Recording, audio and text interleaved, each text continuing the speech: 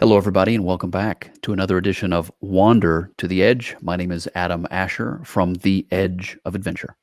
I'm Zan from Where Gals Wander. And Zan, judging from the hearts, Yes. you must be ready for Valentine's Day. Christmas. No, I'm kidding. Actually, Galentine's Day, Adam. Today is technically Galentine's Day on February 13th. Okay, so Galentine's Day. That works.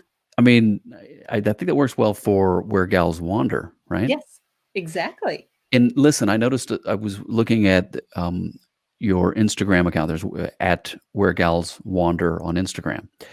But you also now have an at Gals Wander on Instagram. Well, look at you. Yeah, I'm trying to stay up to date. But tell me about that. Help me. What's the difference in the two? So Gals Wander is really just an extension of the Where Gals Wander community. We started off kind of sharing our hashtag Where Gals Wander. And it kind of took off to the point where I was featuring them on the main account. And we just started getting so much traffic. I felt bad kind of neglecting some of these folks and giving them the opportunity to showcase. And so just continuing to build that community, like, follow, share, comment, kind of get to know each other, cheer each other on, and just expanding it into my Twitter, Insta, Facebook universe. Listen, I don't know who gave you that idea, but that's a remarkable idea. And so congratulations. It's working very well. You may have helped me out at one point. Hey, listen, we have a couple of great guests too, actually, that are joining us. And we want to get them into the show because they've actually got something there on that end that's time sensitive. So give us the brief introduction to our guests today, Dancing Pandas. Well, in honor of Valentine's Day, we have a wonderful couple. We have Masha and Rob from Dancing Pandas, and basically gave up their traditional career-oriented life to travel on the road. And we're going to learn about adventure racing. We're going to learn all about what it's like living out of a backpack. And right now we're going to turn to them in Barbados.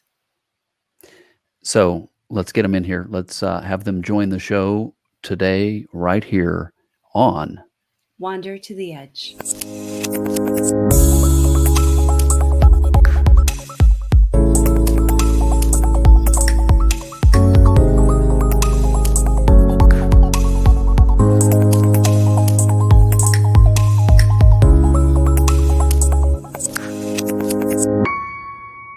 Rob and Masha. Great to see you. Welcome to the program.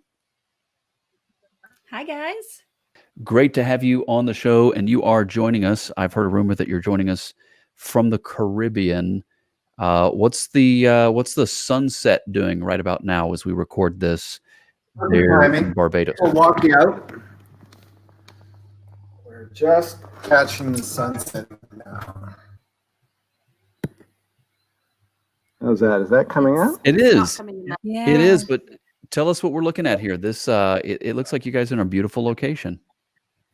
We are. So we're just off of Gibbs Beach, which is between Spacetown and Holetown in Barbados. A really lovely neighborhood. To the left of us, we have a whole bunch of green monkeys that come and visit us in the morning. And they like to watch me do yoga, apparently, because we caught them. We caught them watching us, watching me about a week ago. Yeah, they usually are rambunctious and out in the morning.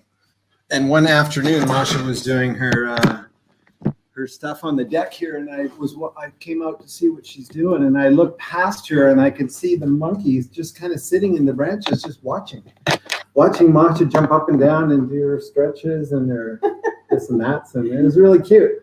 I bet the thing that was the most weird about that was watching the monkeys the next day doing yoga themselves. Yeah, right. Monkey see, monkey do. Yeah, that's really cool. They're out there not every day, but every couple of days they come around. They just kind of check us out. They spread out in the branches and they look down on us, and we look up at them. It's kind of like a staring contest thing.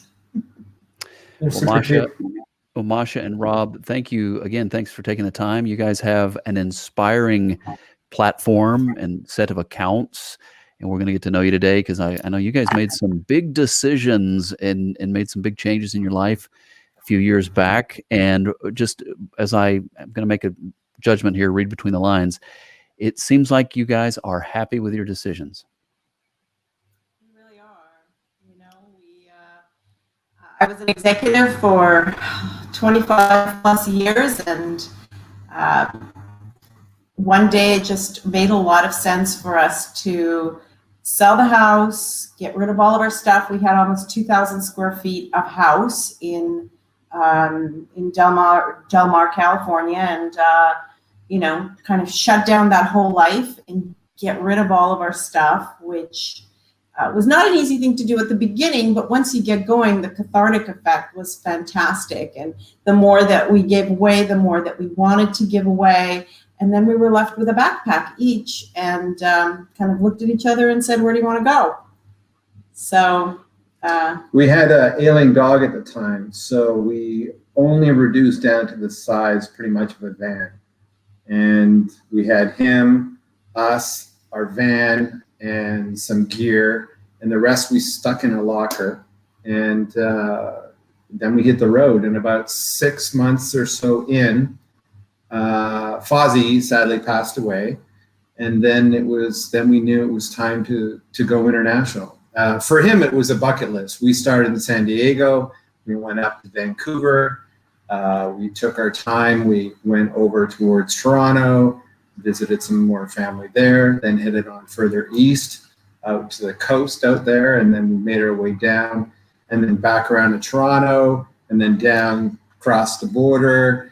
And then we rolled into Texas, and that's finally where he passed. And we just left our band at a friend's place, and then we've been flying with our backpacks ever since. And since we've gotten rid of the rest of the van and the rest of the stuff. Yeah, now we're just 2 backpacks and a couple of bins and our mountain bikes.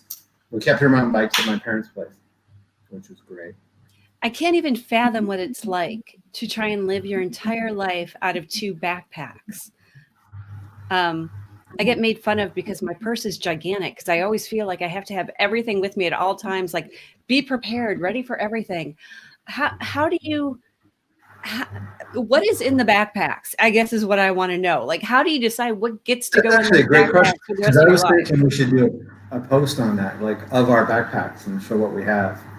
Everything multitasks. So yeah, I think it's, you know, I was just like you. I used to have a huge bag with everything in it, and then of course the house and everything in that. But you really figure out what's important to you, and it's very quick how you figure out what you use. It's a little bit of clothing, it's a lot of electronics, and really, we were joking today that we only have really 2 pairs of shoes. We've got our running shoes and we've got our flip-flops. C'est tout. We don't have anything else. So it's not a fancy lifestyle, but you really do figure out quickly what you need. Over the years, we love Costco. We were hoarders. We loved it. You know, you go there, you fill up the cart, a regular ritual. We did that for years. And then it got to a point where I decided to start thinning stuff out, start selling stuff on Craigslist. And that started to snowball where every weekend I was dumping a lot of stuff. And you think about everything that's in your house, there's a lot of stuff. And we had a big garage filled with all the toys, all the water sports stuff, all of Masha's adventure racing equipment, all of our mountain bike stuff. And I just decided to slowly start weeding it out. And then when we started to consider actually selling and liquefying everything, I had already been working that muscle, so it was a little easier. It's hard to get rid of a lot of stuff. So I was advertising on all the platforms, and then as things started to get rolling, we really started to donate a lot. We donated almost everything because it was easier to easier. just give it away. So I know that you both would consider yourselves hikers, right? But Rob considers himself a hacker of sorts. Tell us about travel hacking. That's a loaded one. 2012, I stumbled across the hobby of travel hacking, collecting points, hotel points, airline points via different sources like credit card signups, and how to maximize those the value of that.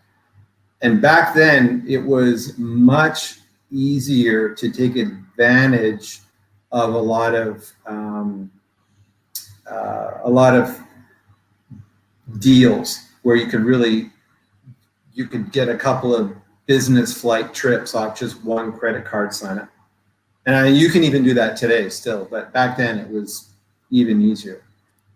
And then you started to learn about things like MS, which in our hobby is referred to manufactured spending, where you're creating spending on your credit card to earn these points, and then ways to get rid of your purchases. It's kind of a loaded question, but the whole idea is it's enhancing our travel. It's not financing our travel. Don't get us wrong. But for someone who just wants a 2-week vacation and wants to do it first class, those tools are there. You know, it's all credit card signups. It's amazing what kind of sign-up bonuses you can get simply off just one credit card. Take you and your spouse or a family, and instead of flying in economy, you fly in the front of the plane. Instead of staying in, an Airbnb, you can stay in a Marriott in a suite. Or over the water bungalows. Yeah, we've done many of those things, and it's all been thanks to learning about the points and the miles. So to give folks an idea, there were flights segments that we have done multiple times in first class Emirates or Etihad or other airlines where, flying from Los Angeles to Dubai might be $25,000 one way, but you get to have a shower in the sky. That was fun. And, normal people are paying $25,000 for just that one segment, where with credit card signups and the things that Rob does, we were able to do that technically for almost nothing. It's just the whole process of doing what Rob does to gain those points and those miles and be able to take advantage of them. Definitely something that I need to learn. I want to go back to something else that you mentioned, Rob, when you were talking about getting rid of the equipment. You mentioned getting rid of the adventure racing equipment. What is adventure racing? I think of Amazing Race. Is that something similar?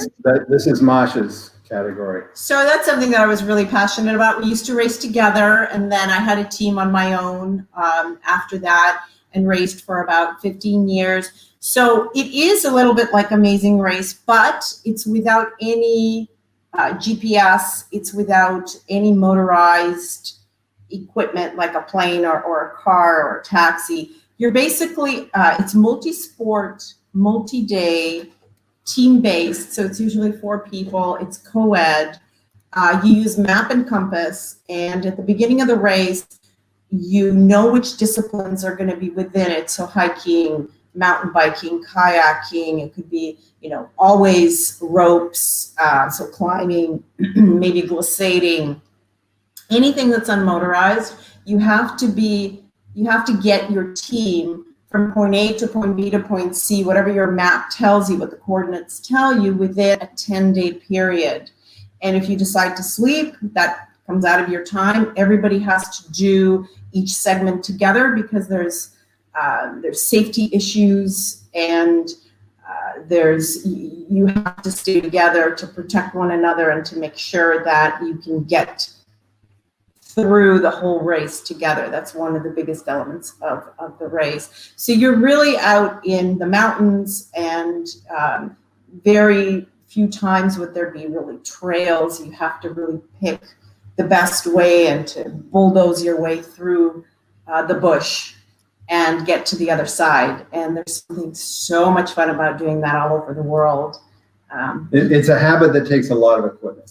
A lot of equipment. And if you bike, you need all the bike stuff. If you kayak, you need all the kayak stuff. And just imagine all that gear.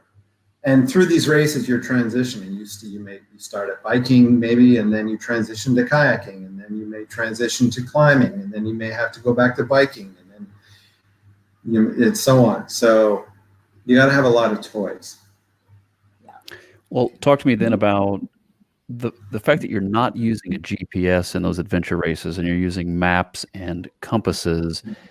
What kind of challenges or what type of adventure does that present if you take away that modern convenience of just being able to look at a device and that device tells you exactly where you are and maybe even where you need to go? You get lost a lot. And unless you have a phenomenal navigator, and most teams have a lead navigator and then a backup navigator. And technically, it would be great if everybody on the team would know how to navigate with map and compass, because you never know who's going to get injured and who's going to be the leader at any potential time, because leadership in these types of circumstances really does change without words spoken. It's a really interesting phenomenon that happens with adventure racing. So with navigation, map and compass, you hope that your navigator knows what's going on and you get yourself through from one point to the next.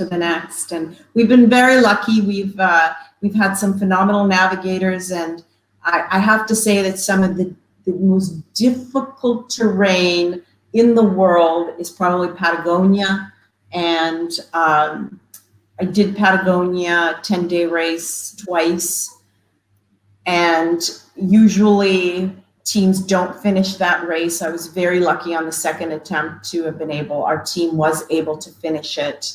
And funnily enough that you ask about navigation, our great navigator on that team lost the maps one day before the cutoff.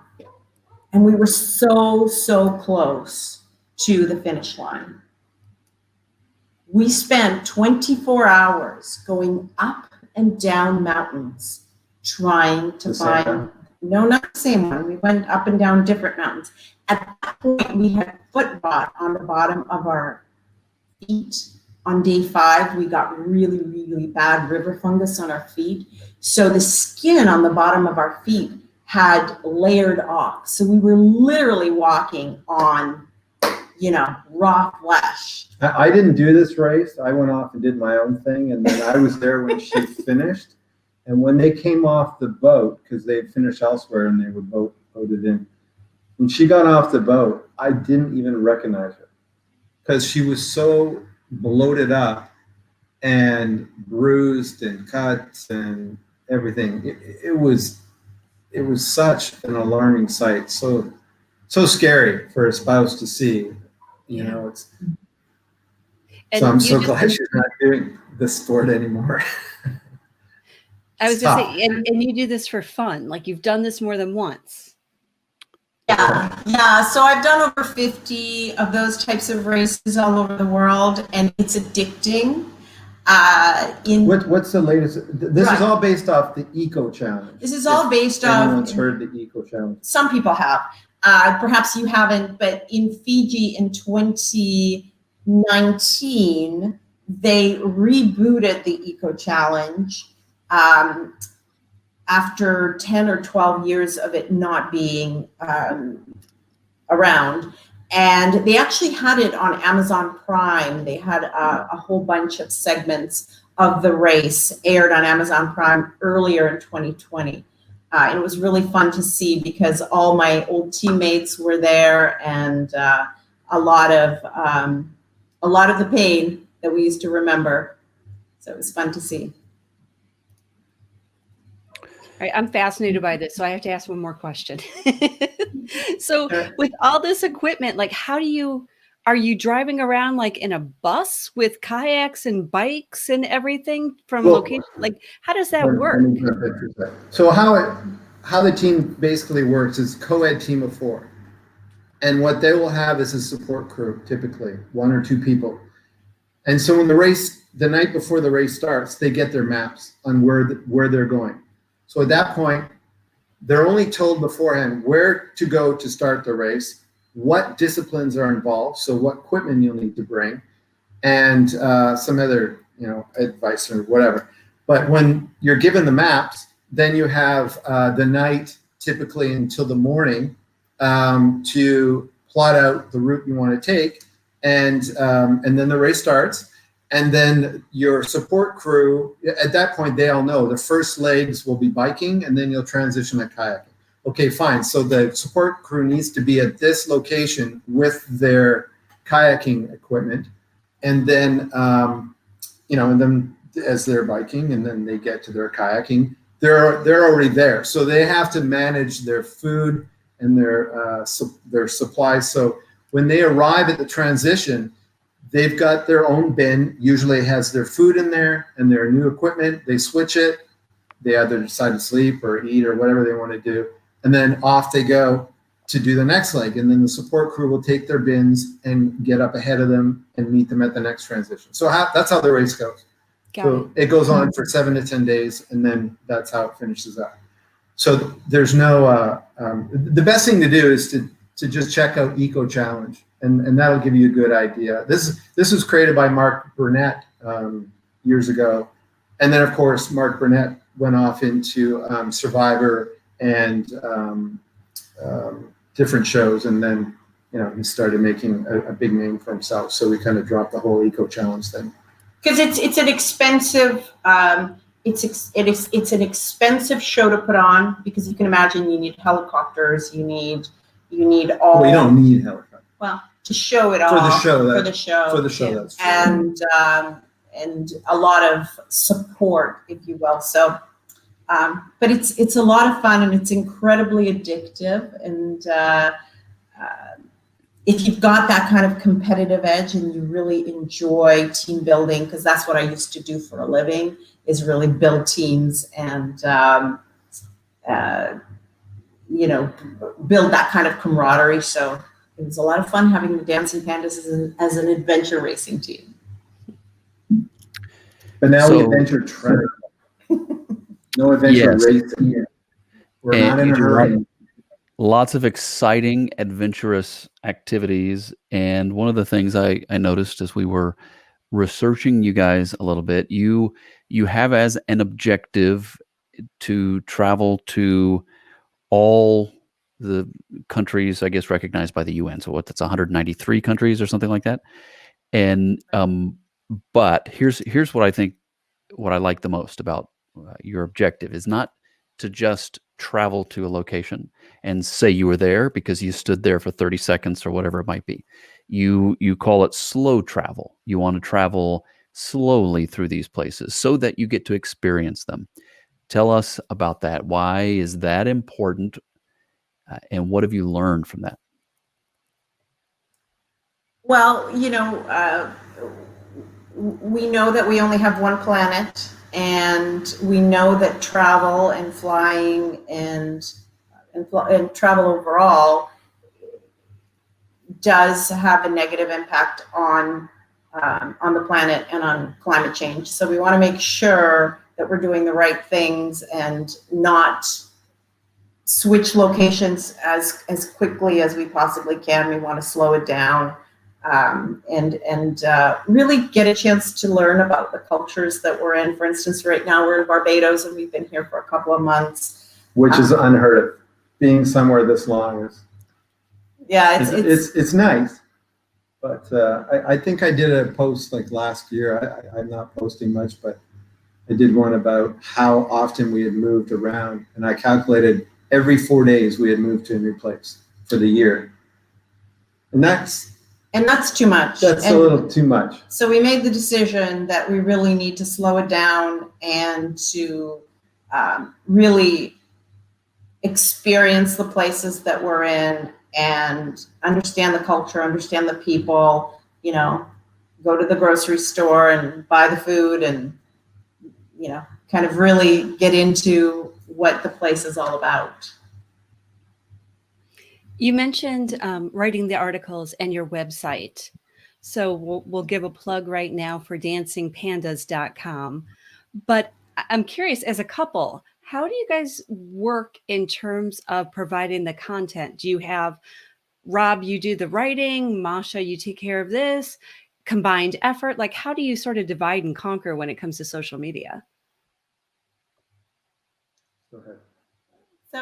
So he's Instagram and Facebook, and I'm mostly Twitter and the blog, although Rob does a really great job of sharing kind of the travel hacking pieces on our website, because I'm not a travel hacker. You know, I get bits and pieces here and there, but he's really phenomenal at understanding how to utilize the points and the miles to get us the best bang for It's our an buck. addictive hobby that you have to stay on top of. Every day I'm following all the major bloggers, seeing what's new, seeing where there's a potential for a good hack. For example, I've been eyeballing the new Samsung phone coming out. We just got a credit card. We have 2 credit card sign-up bonuses right now. We have to do our minimum spending. It's very hard to do minimum spending on a card. For example, one has foreign fees. Well, we're not in the US, so that has certain challenges for that card. Then I have another, which is the new Amex Platinum card, which has its challenges because not every place takes Amex, even though it does, you can use it internationally. And now, just before this call, I was looking and I see Google Fi is now helping to promote the new Samsung phone. So I'm trying to figure out, how can I get this phone, and how can I actually get it here in Barbados without sacrificing my phone? And then what portal can I go through, and where can I get there's so many different layers that you learn as you go along. It's very confusing thing to get into, but once you get into it and you just start to see what the deals are and what people are doing and how they're doing it, it's like a muscle. You just slowly work, and yeah. They say if you want to get to know someone, travel with them. So you guys as a couple, what's that like? Traveling, living in this way, working together on the Dancing Pandas project and the blog and all the social platforms. What's the secret to success? So are you actually asking, how do you guys survive being together every day, all the time, without killing each other? Is that Yes, what you're saying? Is that what you're really saying? Something was lost in the translation, but yes. Yeah, I think so. Because that's what my mom wants to know. How do you guys do that? I think because we're best friends, and we've been together for over 30 years, so we are each other's best friend, and we love being together, but we give each other space. Yeah, there's certain times where we feel we need to kill the other, but there's also the time where you have to respect the other person's space. And when it's something we got robbed a couple of years ago in Italy. We I don't know really how it happened. We did everything right. We had our stuff out of view in the back of the rental car. And we had prior gone through our stuff that we needed out of the trunk first before we pulled in to park. So in other words, we parked and we just got out of the car and walked away. It's not like we parked, got out of the car, went through our stuff to get this or that to show anyone around us what we have. Anyways, long story short, we parked the car, left, we parked in a busy square. We went away, we came back, and someone had broken into the car and taken all of our stuff out of the back. So the 2 backpacks that we had. All we had was literally on our backs. That's it. So when you're finished purging everything and then you hit the road with your little backpacks and you're off, that's strenuous enough. But then to have what minimal things you have stripped away from you, and you're just have each other, that was a really intense kind of a learning experience for me, because both of us went through this emotion of tangible things were gone, and we just kind of had each other. And I don't know, I guess it just it helped me connect more with Mosh, because we had our moment post after that where it was stressful, but then we just realized it's just stuff. We have each other, and again, when things get annoying between each other, we just learn to just kind of don't stress the small stuff. Mm-hmm. So Yeah. I love that. And this is a big change. You mentioned before, Masha, that you were an executive, that you used to lead teams. How did you make that transition from the executive life to the life that you guys have now? So I probably drove Rob crazy for the first year or so because, I needed to manage somebody. So who do I have to manage? And all I had was him, poor guy. He was really managed a lot.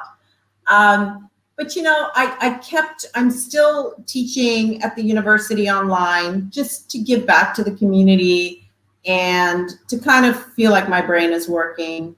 Once in a while, I get a client here or there that I will still do some work with. But on the most part, it's so refreshing and such a relief to really focus on things that really matter. Because honestly, when I look back at my life as an executive, I really think about what were the decisions that I was making and how important were those really in the grand scheme of things. And I believe that the decisions that we make now today are more important than the ones I made before. All that stress, all of that busy work is gone. And now it's all stripped away, and we get to really wake up every morning and think about, what do we want to do today? because I can't make a decision, so I always have to ask Mosh, what are we doing today? I'm happy doing it. And the answer is usually you're going to go for a run or you're going to go biking. What is it more often? Well, the biking during the pandemic has been awesome because, I mean, let's face it, what else? We can't fly anywhere. Unfortunately, we did purge everything but our mountain bikes, and we left them in Vancouver. So when we went back to live out of my parents' basement last March, April, May, our bikes were there, and we were already in BC, which is prime biking area. So that's what we did for like four months or so. Just used my parents' other car and the bikes in the trunk and just drove around. And that was great. But normally we don't have access to our bikes. So running shoes are great. Yeah, runners, I mean, that's where most of our miles are put on our runners. So you have to carry at least 2 pairs of shoes. You have to carry the running shoes and the flip-flops. Okay. Mm-hmm. That's right. Actually, on this trip, we have our Aqua socks. Aqua socks. Okay. So are they shoes? Are they socks? These are the ones that have the toes. So how many countries exactly have you seen? Well, first, give us the context. When did you start this lifestyle, and how many countries have you seen? And Adam mentioned kind of the goal with the UN countries, but what are some of your other long-term goals that you have? So I don't, as long as we're always moving forward, seeing new stuff, I don't care. But Masha, a couple of years back, said, hey, why don't we, you got the idea from Rick. Yeah, from Global Gas, Rick Gazarian. He was looking at traveling to all the countries in the world, and I thought, why don't we do that? Because before that, we were just going to places that we had always wanted to go, sometimes returning to places, and so we've been to 93 countries at this point. We had started a long, long time ago. So we sold the house 3.5 years ago. We didn't, it wasn't like 93 countries within these 3.5 years. We'd started traveling very early in meeting each other. Our son actually, I made a change in professions when our son was really little, and we decided to take a year and a half off and travel all over the world with him before he had to go to school. So when he was 3 years old, we traveled. We traveled all the way through Europe. We traveled through South America and Central America. An old VW van, did it up, and cruised down to Central America, which was a lot of fun. And then, dealing with old VW issues, blown engines and all the other things falling apart. It was a great learning experience. But for him it was too. It was fun.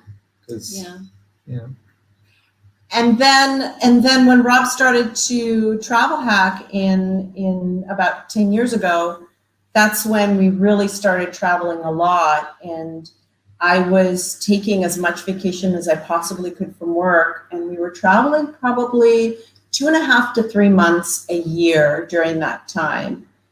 So that got us some countries there as well. Is there anything you miss from the old life? Good Wi-Fi. Probably seeing the same friends.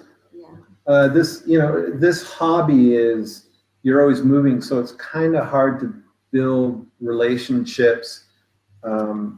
Like you meet a lot of people, and then you find out their social connection, whatever, on Instagram, Facebook, and then you follow them and you chat here and there. But there's also something to be said about spending face-to-face time with people and building a relationship that way. So I think I probably missed that part, hanging out with my buddies and stuff like that. Yeah. But I think with family, we see our family more now than we did before, because we make a conscious effort to come back 3 times a year and visit family on both coasts of North America. So that has been quite good. Yeah, it'll be nice once we get all the vaccines out there and we're able to travel, so we can come in and see our folks and family and friends, and then head back out for another 3 months and come back in, recalibrate, visit, catch up, head back out again. That's the way I like to travel. And that's what we have been mostly doing, is go out and then come back every 3 to 4 months. Because whenever I'm in a area or a situation, like when we did the South Pacific Islands, you're hopping around to all these little islands. It's great, but after 3 months, it's quite honestly enough already. It's you want to get back to some different type of civilization or some different scenery. So that's why it's always nice to come back and see the folks, see the friends, get a recharge, get your new Amazon Prime toys, and just kind of go to Costco, fun things that are just the not comfort. buy anything. Yeah, just push the cart around aimlessly and have free samples. Just the true fun thing. But to recalibrate and then head out. And that's kind of like the way I like to travel, and I miss that type of travel. So it'll be back. It'll be back soon. But honestly, whenever I think about going back to that lifestyle of having one place and all the stuff, my stomach churns. I have a very negative reaction to that. It's not the kind of life that I want to go back to. And people ask, is that, is this a life for everybody kind of a thing? Well, no, I don't think it is. I don't think everybody, there's a lot of people just will go crazy doing this, living out of backpack, no set address. For us, it's working, and it may not work, forever, but for now, it's working quite well for us. I have to ask, why dancing pandas? Do you want to tell the story? So when we first started dating, there was a commercial in Canada by Kit Kat, which is a chocolate bar. And the commercial was set where this guy was sitting in front of binoculars watching a cave, and these pandas come out once a year to mate. And he's waiting, and he wants to catch the moment. But then he decides to take a Kit Kat break, and he pauses and opens up the Kit Kat, and he's enjoying it. And while he's enjoying it, two pandas come out of the cave, and they're dancing around, doing their thing. They're spinning around, and then back into the cave they go. And then he finishes his thing and goes back to looking through the binoculars and missed the whole thing. So we used to pretend we're dancing pandas, and we used to just break into dance here and there, or walking down the street or whatever. We just do our da. So that name has just kind of been in the foreground for us for years, Dancing Pandas. And then Masha got the idea to get the dancingpandas.com, and we had that for years, and it did nothing. And then we decided, hey, and then we decided to name our adventure racing team that, Dancing Pandas. So the other married couple that we had with us, that had to be the only thing. We had to keep the name. Anything else is fine, whatever. So that name has been carried through most of Masha's racing career. Yeah, the last 20 years. Yeah. So that's where it originates from. Got it. dancingpandas.com. So for people who maybe they're getting to know you for the first time, and they're going to go check out dancingpandas.com, what are they going to find on this website? What is the uniqueness about your particular platform?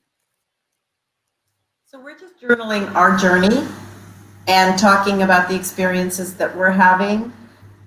And if there are people that are interested in having similar experiences, or learning about travel hacking, or learning about how we did it, how we kind of left modern life and went off to travel 100% of the time, then we love to share our experiences. So it's really about journaling the journey and sharing the experiences, and answering people's questions if they have any, and if they want to learn how we did it.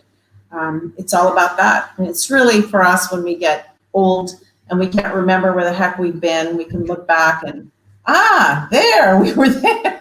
We can't remember.